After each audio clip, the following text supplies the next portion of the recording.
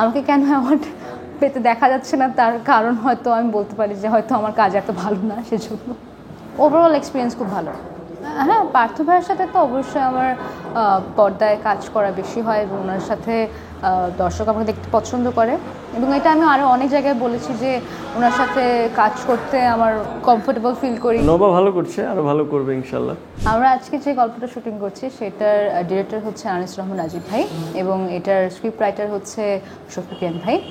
আমরা এই গল্পটা হচ্ছে একদম ফ্যামিলি কেন্দ্রিক একটা স্ট্রাগলিং ছেলের গল্প, এবং টোটালি আসলে একটা ফ্যামিলি স্ট্রাগলের গল্প যদি বলা যায়।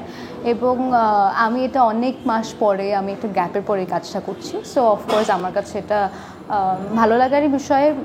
ইভেন আমার অনেক ব্যস্ততার মাঝেও আমি কাজটা নিয়েছি, যে কাজটা আমার ভালো লেগেছে গল্পটা। এই গল্পটার ব্যাপারে যদি আপনি বলেন তাহলে আমি বলবো যে আর কি পরিবারের জন্য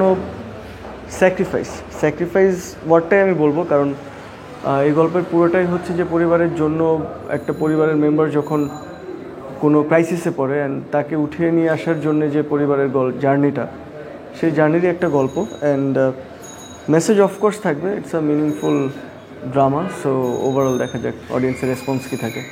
দর্শক যেটা স্ক্রিনে দেখেন যে ভালো একটা বন্ডিং আছে, প্রফেশনাল বাউন্ডারি মেনটেন করে, তো ওভারঅল অফকোর্স কাজের এক্সপিরিয়েন্স ভালোই হবে, না হলে তো আসলে এতগুলো কাজ হতো না।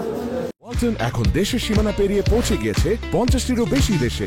ওয়ালটন, ঘরে ঘরে বিশ্বজুড়ে। পার্থ আর নওবা জুটি বলতে আসলে আমাদের যে জেনজি জেনারেশন, এই জেনারেশন পার্থ নওবা অনেক জনপ্রিয়।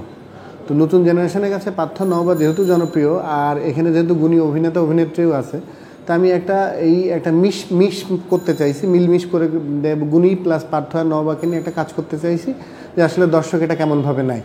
বেসিক্যালি আমাদের পুরো বাংলাদেশেরই আসলে বেশিরভাগ মানুষই মধ্যবিত্ত, তো মধ্যবিত্ত টানা পড়েন নিয়েই আমাদের গল্প।